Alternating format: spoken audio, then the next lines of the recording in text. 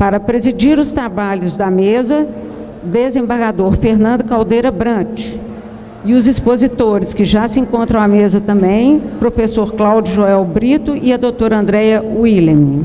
Com a palavra, o presidente da mesa. Bom dia a todos, como disse, é um prazer e uma alegria muito grande, especialmente receber o professor Cláudio Joel Brito e a doutora Andréia William. É advogada, europeia e brasileira, é doutoranda em Ciências da Tecnologia, mestre em Direito, dentre uma infinidade de títulos que nos brinda com a sua presença, e seja muito bem-vinda à Escola Judicial. O doutor Cláudio Joel Brito, professor também, palestrante nacional, internacional, é doutorando pela Universidade de Portugal, é advogado e pós-graduado com certificado de DPU na Universidade de Nebrincha, dentre outros também títulos. E vamos então, fazendo esse breve registro, pedindo desculpas aos professores por este breve registro, mas vamos passar aos nossos trabalhos já de imediato. Eu quero agradecer a oportunidade da Escola Judicial nos dá de aprofundar no tema de tão interesse e tão importante para o tratamento de dados. Inicialmente, então, eu passo a palavra ao Dr. Cláudio Joel Brito Lácio. Eu quero iniciar com esse slide aqui, mostrando, isso aí faz parte de um fórum. Em 2018 eu tive presencialmente nesse fórum, esse aí já é o resultado de 2019, que é o do Global Risks, e esse fórum, ele traz os maiores impactos e as probabilidades de ocorrer no mundo. E aí a gente vai ver que nesses impactos aí a gente vê os cyberataques envolvendo fraude de dados, e lá ele denomina furto de dados, né? Que não cabe aqui o termo furto, mas eles denominam assim. Eles tratam também um cyberataque, que é o ataque direto, sem ser um fraude de dados, tipo indisponibilizar um servidor. Eles tratam também a questão das fake news, que as fake news, embora não seja um ponto extremamente único tecnológico, mas ele trata que pode gerar impacto na nossa sociedade, e ele aí está na sequência de impacto, tá? Vocês estão vendo aí que isso aí está envolvendo problemas ambientais, guerras, epidemias de vírus. Então os cyberataques estão aí bem no centro. Crise de alimentos, então é um impacto enorme. E também, aqui eu só determinei o ponto onde ele fala que quase 50% disso aí é envolvendo a tecnologia. Eu trouxe uma evolução aqui, essa evolução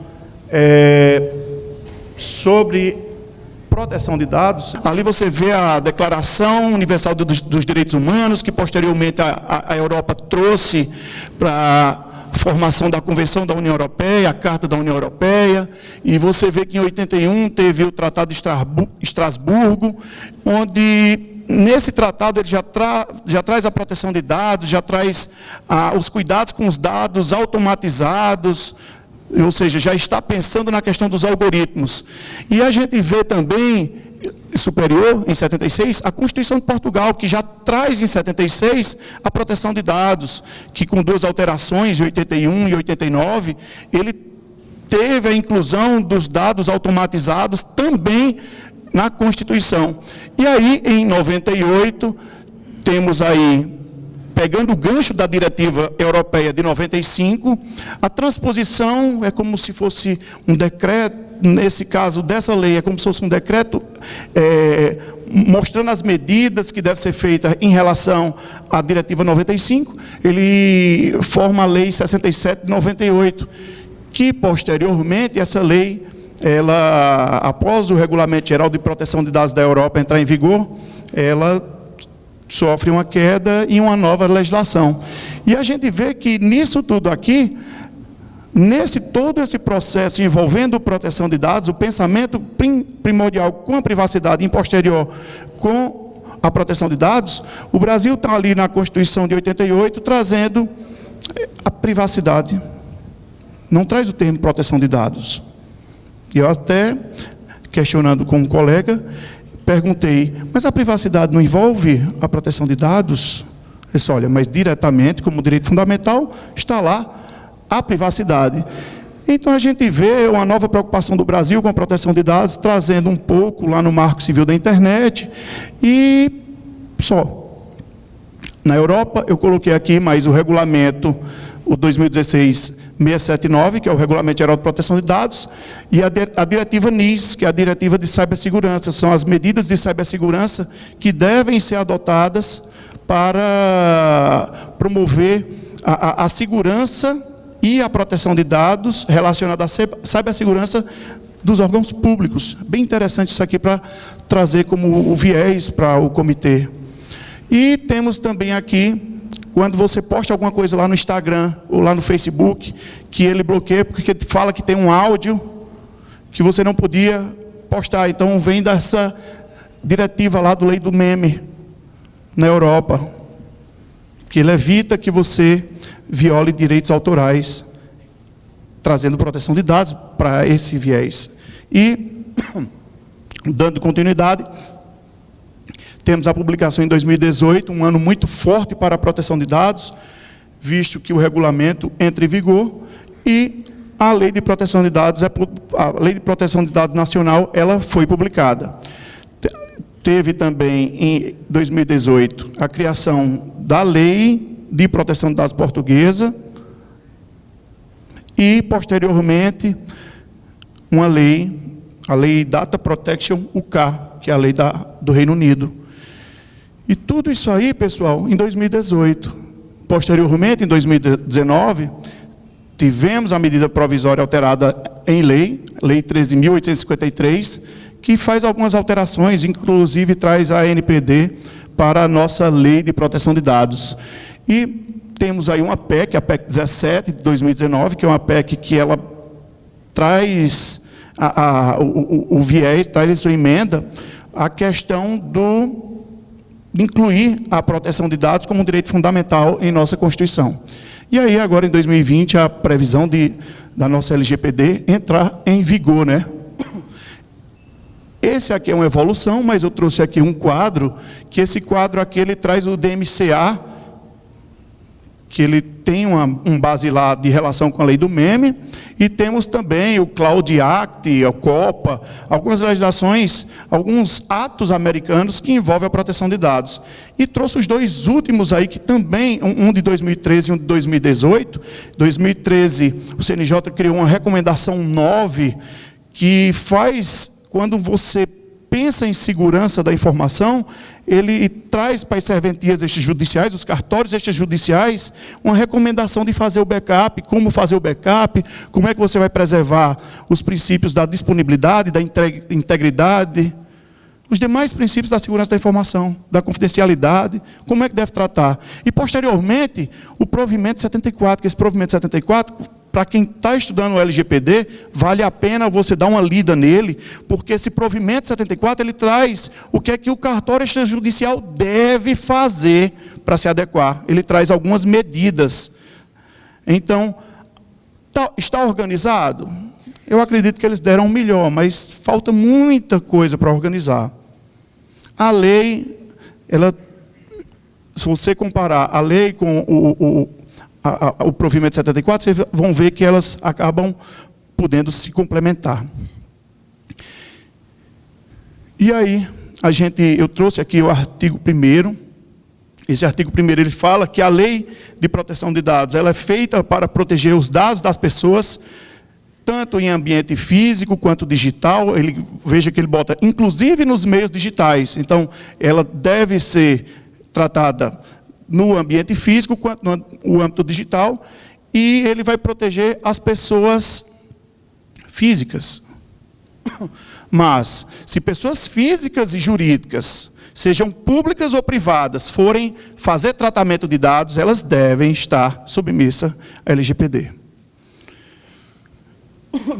E aí, eu preciso apresentar os protagonistas da Lei de Proteção de Dados, porque eu vou falar um pouco sobre a responsabilidade, o que tem muita coisa que não está bem esclarecida na lei, tem muitos pontos que falta um complemento, inclusive previamente abordado nas palestras anteriores, e eu vou trazer o máximo aqui. O titular, quem é esse titular dos dados? Cada um da gente. O meu dado a mim pertence. Esse dado é meu. Se alguém vai utilizar para alguma forma, eu preciso estar de acordo com o artigo 7º. Eu preciso dar o consentimento, não pode ser abusivo, e deve seguir alguns princípios determinados no artigo 6º.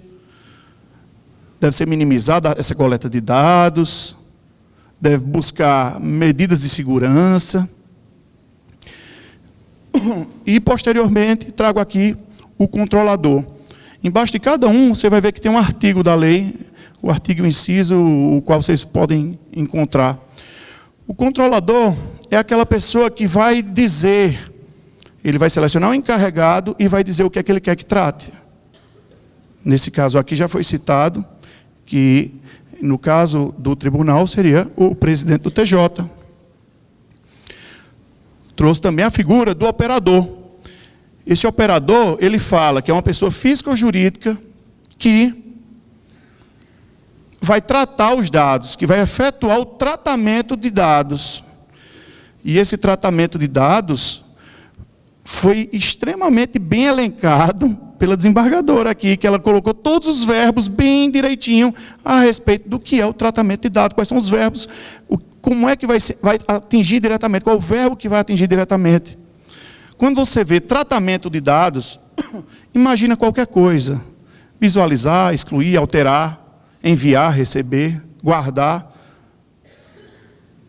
Tudo que você fizer com um dado é um tratamento de dado. Ah, mas eu não quero mais esse dado, vou descartar. É tratamento. E aí trouxe também a figura do encarregado de proteção de dados. Esse encarregado de proteção de dados, ele, novamente eu repito, o que outras pessoas já abordaram, ele pode ser conhecido também como DPO, Data Protection Officer, ou então CO ou CCO, que é o Compliance Chief Officer. Ele basicamente acaba sendo a mesma figura. E esse encarregado, ele é uma pessoa física ou jurídica, inclusive teve uma alteração, naquela alteração que teve da medida, posteriormente em lei. Antes ela era determinado como uma pessoa física. E depois o encarregado ele foi substituído por o encarregado, pessoa indicada pelo controlador. Ele tirou o nome pessoa física. Ou seja, e aí? Será que essa pessoa agora é pessoa física e jurídica? São aquelas interrogações que a lei traz para a gente também. Então, alguns entendimentos falam que agora, por ter removido o nome pessoa física e ficou só pessoa, pode ser uma pessoa física ou jurídica. E aí, fazendo essa relação entre o controlador, o operador, o encarregado e o titular, regulamentando toda essa relação, está aí a Autoridade Nacional de Proteção de Dados, a ANPD, que foi criada nessa última legislação, o qual troca-se o artigo 55 por 55A, instituindo essa ANPD. E aí, pessoal, sempre a responsabilidade, no que toca à lei, vai ser direcionada aos agentes de tratamento. E os agentes de tratamento é o controlador, que é essa pessoa, no caso do tribunal, o presidente, e os operadores. E o operador, você vai ver que ele fala aqui, ó, pessoa natural ou jurídica, de direito público ou privado, que realiza tratamento de dados pessoais em nome do controlador. Ou seja, qualquer pessoa que esteja fazendo o tratamento de dados, seja física ou jurídica, pública ou privada. Ah, mas essa pessoa aqui, esse servidor, ele é operador. Ele está manuseando o dado? Tá. Está determinado aí na legislação. E aí, essa é a relação entre eles. E eu vou trazer aqui como é que vai funcionar o trâmite em caso de uma violação, em caso de um vazamento de dados, como é que funciona esse ciclo. Temos aqui o controlador e o operador, que são as figuras, os agentes de tratamento. Ou seja, o presidente e todos os outros envolvidos no tribunal. Esse controlador, ele vai determinar um encarregado. Esse encarregado, ele vai ter a função de auxiliar o controlador em trazer o máximo de informação, dizendo como ele deve proceder para que se atinja o tratamento adequado de dado. E aí, esse encarregado vai trazer essa informação para o controlador e para os agentes de tratamento. Esse encarregado, ele pode ficar responsável para preparar todas essas pessoas. Esse encarregado, um encarregado pode ser uma pessoa física ou jurídica. Normalmente, é muito difícil ter uma pessoa com expertise completa. Então, ele pode formar uma equipe, cada um com expertise, para poder se atingir a melhor finalidade possível no tratamento de dados. Até porque ninguém sabe tudo. Cada um vai dar o seu melhor para se atingir o máximo possível. E aí, os dados dos titulares vão ser tratados pelos controladores, pelos operadores, na verdade, e o encarregado vai passar essas informações, como é que deve ser tratado. E isso aí vai gerar um compliance no tratamento de dados. Esse compliance no tratamento de dados está definido aí no artigo 50, que ele traz boas práticas de governança. Essas boas práticas de governança, ela deve estar adequada ao artigo 6º, que são os princípios. Os princípios, deve seguir os princípios. E para esses princípios conseguirem ser concretizados, deve atender o artigo 7º, que são os requisitos. Se você fizer todos os princípios e não atingir os requisitos, não está fazendo o tratamento adequado. Então, esse conjuntinho aqui vai fazer o tratamento adequado. Agora, e se ele não estiver fazendo esse tratamento adequado? O que é que ele vai fazer? Digamos que ocorreu um vazamento ou uma violação de dado. O vazamento é quando algum terceiro não autorizado tem acesso a esses dados, e a violação ela pode ser tratada como alguém altera indevidamente um dado, por exemplo. Alguém vai lá e consegue alterar, ou faz um backup, ou faz um backup com autorização e danifica o backup, ou faz de maneira inadequada, ou vai fazer uma restauração de um backup e perde mais informação. Então, seria uma violação de dado. Isso aí ocorrendo,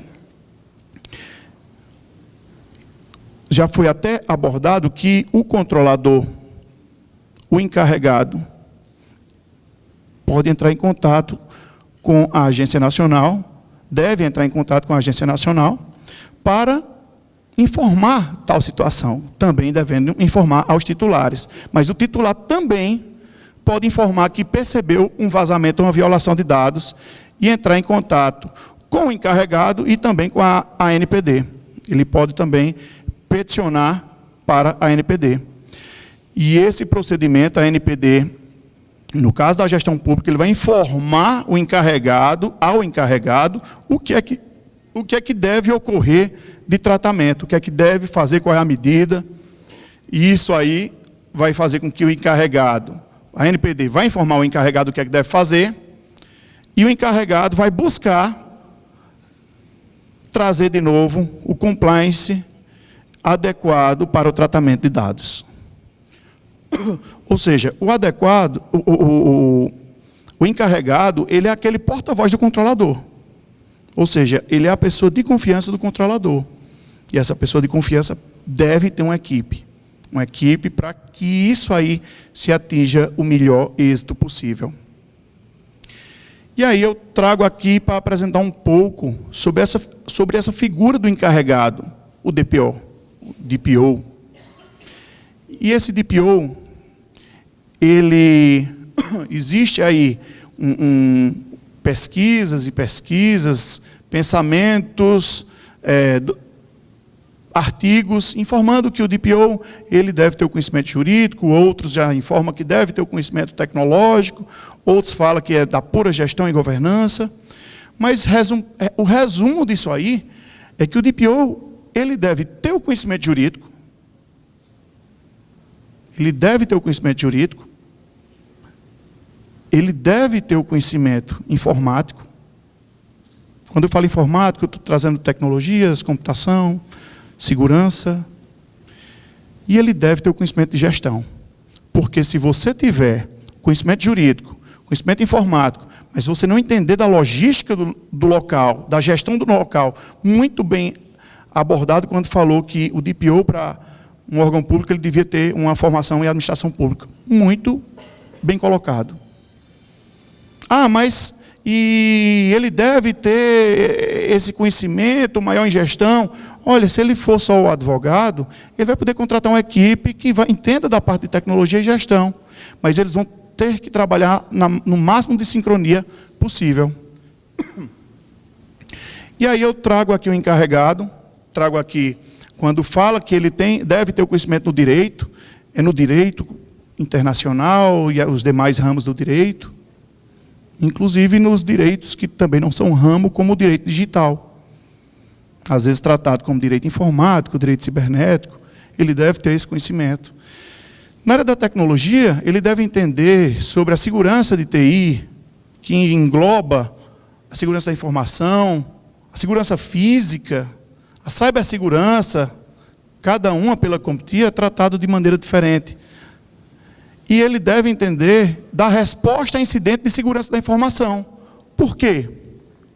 Porque ele deve preparar auditorias e deve preparar políticas, e essas políticas, dentre elas, deve ter o código de conduta, um plano de resposta a incidente e um plano de continuidade de negócio. Mas por que deve ter já previamente um plano de resposta a incidente de segurança? Porque quando ocorre o incidente, está todo mundo o quê? Cabeça quente. Então, deve já existir o plano de resposta para que deva ser tomado o mais rápido possível duas medidas. Primeiro, a mitigação do risco. E segundo, o treinamento para que, em primeiro, a erradicação do vazamento ou da violação. E, posteriormente, um treinamento para mitigar aquilo ali, para fazer com que seja minimizado a uma futura ocorrência disso aí. E, em um terceiro ponto, a gestão, envolvendo mais ainda a gestão de TI, quando você vê que o gestor, que ele não está ligado diretamente à TI, ele tem extremamente menor força do que o gestor de TI, porque o TI tem todos os dados nas mãos. E aí, no TI, ele deve estar pronto para preparar as auditorias de TI, a gestão de risco, envolver a gestão de qualidade. Por que a gestão de qualidade? Porque se você fizer uma auditoria sem seguir os padrões de qualidade, você não vai atingir o máximo da auditoria. Mas existem frameworks que já envolvem isso aí. Existe sim. Existem alguns frameworks que já envolvem o procedimento da auditoria com a gestão de qualidade.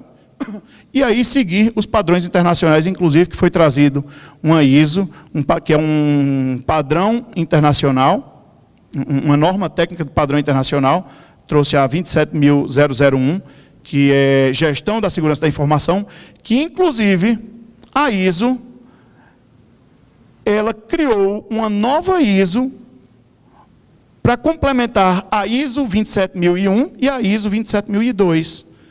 Que essa ISO, que é a ISO 27701, ela é direcionada para a aplicação da gestão da segurança da informação com as leis de proteção de dados. Ela já foi feita para isso aí. E aí, eu trago aqui o encarregado de proteção de dados, né? O controlador, ele deve indicar esse encarregado de proteção de dados, a figura, o conceito de encarregado, ele foi elencado lá no artigo 5º, e esse encarregado, ele está pronto para fazer o que o controlador pede.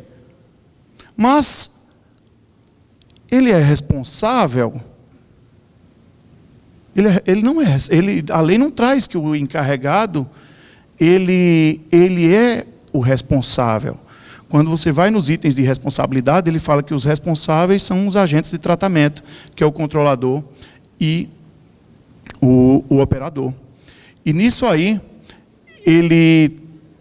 eu trouxe um pontozinho aqui, onde ele fala no artigo 31 e 32, que é direcionado, eu vou ler o artigo na íntegra, ele traz aqui, ó, quando houver infração a esta lei, em decorrência do tratamento de dados de pessoais por órgãos públicos, a autoridade nacional poderá enviar informe com medidas cabíveis para fazer cessar a violação. Ou seja, não tem a pré-definição ainda. As medidas cabíveis ainda pode ser determinado pela ANPD. O que é que vai ser buscado? Vai ser buscada a boa-fé e as boas práticas, e a boa vontade para fazer isso aí acontecer, para fazer o compliance adequado do tratamento de dados. Mas se o órgão não está atingindo isso aí, está aí no artigo 31, a ANPD vai ter que informar ao órgão público as medidas cabíveis. E ele também vai poder exigir um relatório de impacto, que é fundamental. Então, relatório de impacto e as medidas cabíveis. Nessas medidas cabíveis, basicamente vai ser seguir padrões, os padrões internacionais, como, por exemplo, a ISO 27701, e as boas práticas de governança. E essas boas práticas de governança, ela está elencada no artigo 50. Acho que depois que vocês pegarem os slides, vocês vão ver que cada itemzinho eu coloco onde é que você vai encontrar na lei, para, de repente, você querer entender melhor o que é aquilo lá. E nesse artigo 50 ele fala boas práticas de governança, buscar segurança, seguir padrões técnicos internacionais e ter supervisão permanente interna para mitigação de riscos. E aí quando você fala, mas depois que eu faço a aplicação, eu coloco o comitê, depois que eu faço o treinamento com todo mundo, terminou, né? Não, é permanente. Proteção de dados é permanente. Todo dia, todos os dias. Por isso que eu repeti 3 vezes, deve ter treinamento, treinamento, treinamento. Mas vai repetir a mesma coisa todos os dias. Se vocês quiserem ver as vulnerabilidades, existe uma plataforma chamada Mitre Attack. Esse local aí é público, vocês conseguem ver as vulnerabilidades que tem no sistema. Por exemplo, se você usa um aplicativo qualquer no seu celular, e um hacker conseguiu, quando eu falo hacker, não é aquele cara malvado, é o cara da segurança, é o hacker da segurança, o ethical hacker. Ele consegue, de repente, fazer uma violação, coletar os dados daquele aplicativo. Muitas vezes eles não colocam isso aí no ar, não. Eles vão lá nesse site, Mitre, e informam como é que conseguiram fazer, e as instituições são comunicadas para fazerem as correções. Aí o que é que acontece? Muitas vezes, quando coloca, existem os outros hackers que estão esperando essas vulnerabilidades. Aí eles veem como é que faz e vão lá e atacam várias pessoas.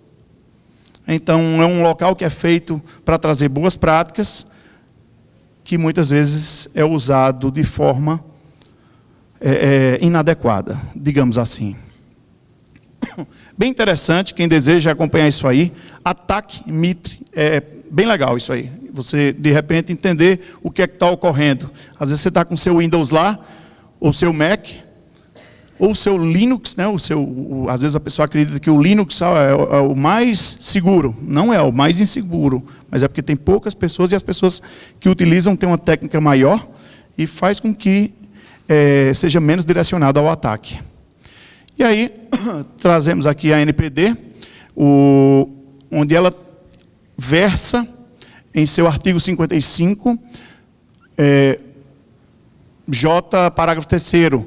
Olha aqui, ó, a ANPD, órgãos e entidades públicas devem coordenar suas atividades para promover o adequado funcionamento do tratamento de dados. Mas quando isso aí está envolvendo o quê? Aquele artigo 50. O órgão público ela deve procurar a boa governança, o processo adequado de se fazer. E aí, eu trouxe aqui, vamos imaginar que isso aqui é um tribunal, tá? Mas é só uma foto que eu peguei lá no Stock Image. E o que é que a gente vai fazer para proteger esse local aí em face dos vazamentos ou violações de dados?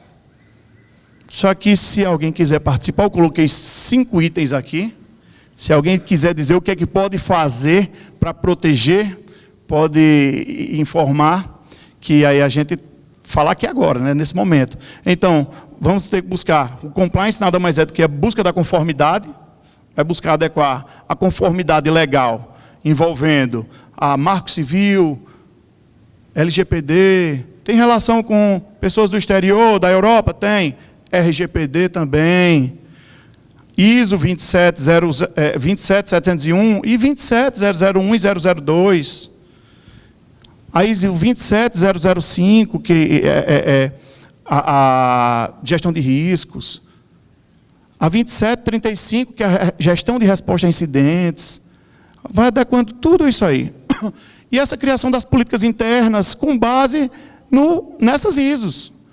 Porque essas políticas internas nada mais é do que alguém que conhece bem o funcionamento daquilo ali, vai ter que dizer, ó, com base nessas ISOs, a gente vai ter que fazer assim. Não adianta, de repente, colocar alguém para ser o encarregado que não conheça a logística do negócio, seja público ou seja privado. E aí criar códigos de conduta. Quando eu falo código de conduta, em algumas empresas que a gente presta o serviço, a gente tem um código de conduta de utilização de pendrive ou dispositivo de armazenamento interno, ou externo, ou nuvem. E às vezes a pessoa fala o seguinte, mas se você diz que não é para ninguém colocar o pendrive, a gente não vai colocar um pendrive nessa máquina. Mas se você esquecer o treinamento disso aí, vai chegar um dia que alguém vai dizer, copia só isso aqui para mim, é só esse... Aí o cara pensa, vai lá e coloca o pendrive. Muitas vezes não ocorre nada aparentemente. Se o pendrive tiver algum malware, fala assim, o pendrive tendo malware, né, ele pode de repente fazer algum procedimento em segundo plano para que depois esses dados sejam acessados. Então existem algumas políticas de controles internos para a utilização de armazenamentos internos, externos e nuvem. E aí, essa conformidade digital, que é essa adequação à tecnologia, ao jurídico, e dando um abraço na gestão e governança também. E isso aí, eu repito, o treinamento, a implantação e a manutenção de uma legislação de proteção de dados, seja um órgão ou entidade pública, privada, seja em qualquer âmbito, ela é permanente, ela é árdua, e ela é um momento é um momento de reaprender muita coisa que a gente achava que sabia. E todos os dias é um momento de reaprender isso aí. Tá? E para completar isso aqui, alguém podia dar alguma opinião? Eu vou colocar mais um aqui, ó.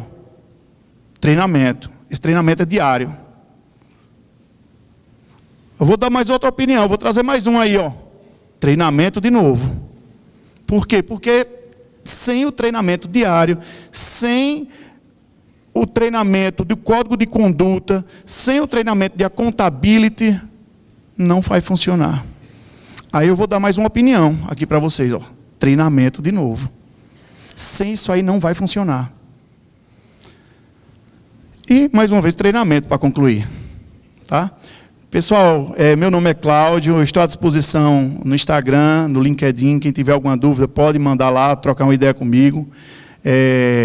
Estou para aprender, estou para incentivar também o conhecimento na área de proteção de dados e segurança envolvendo a gestão. Muito obrigado e é uma honra estar aqui nessa cidade tão maravilhosa. Tá, obrigado.